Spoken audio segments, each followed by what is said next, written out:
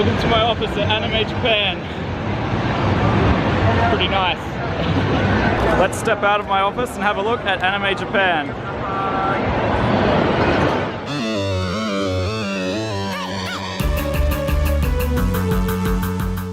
Japan is well known as the land of anime, seeing as its origins come from this country. It can be seen everywhere. Take a train to a place like Akihabara where you can see anime and manga plastered all over the place. While you're on that train though, pass by Takadano Baba Station on the Yamanote line to hear the Astro Boy theme song.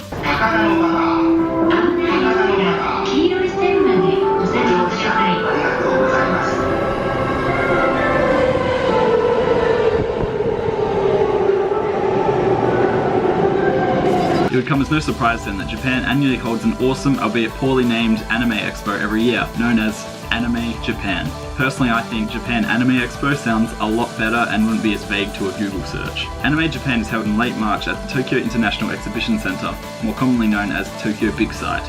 As luck would have it, Anime Japan 2017 landed on my first weekend here in Japan, so I spared some time out of my already pretty busy schedule. To get into Anime Japan, you'll of course need a ticket. These tickets can be pre-purchased in or out of Japan online via their website, but if you actually are in Japan, you can go to the Famiport at one of the many family marts all over the country to purchase them. Mind you, if you do go for one of these options, you do have to give all of your personal details, which in Japanese can be a bit of a nightmare. I actually opted for the on-site tickets, which was a small gamble, but when I got there were plenty of tickets still available. If you purchased a regular ticket, get ready to wait. Unfortunately, Tokyo doesn't know how to have any other weather besides rain, and on that day, I thought it was a good idea to not bring an umbrella. This resulted in an hour-long wait in the cold rain, using the people surrounding me as shelter. But let me tell you, the wait was worth it. After I dried off and negotiated with this sign, "Okay, do photograph," I set off into the event with my camera rolling. The first thing I encountered was arguably the biggest showcase at the event. Advertising the new Attack on Titan series, there was a huge Titan on display, along with staff dressed as Titans and characters from the show. Next up was the product crossover area, where the most notable thing would have definitely had to have been the Love Live bus. Now, I have no idea what Love Live is, just that Japan is absolutely obsessed with it.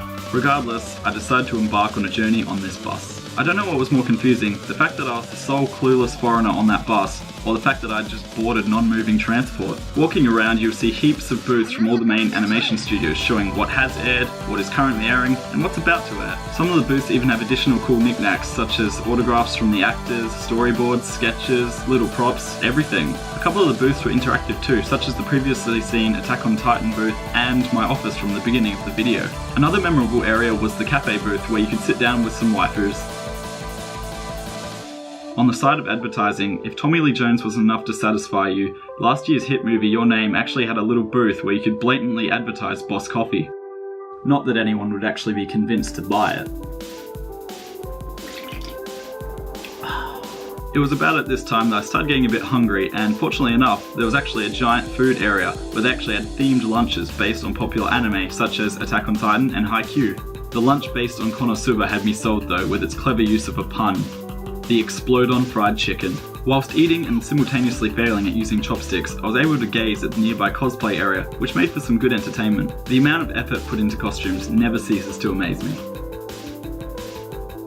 Upon returning to the expo floor, I discovered something interesting: the Laboratory of Magic Craft. This was based on the show The Irregular at Magic High School, and here you could use quote-unquote magic, which, unlike the show, was actually pretty interesting.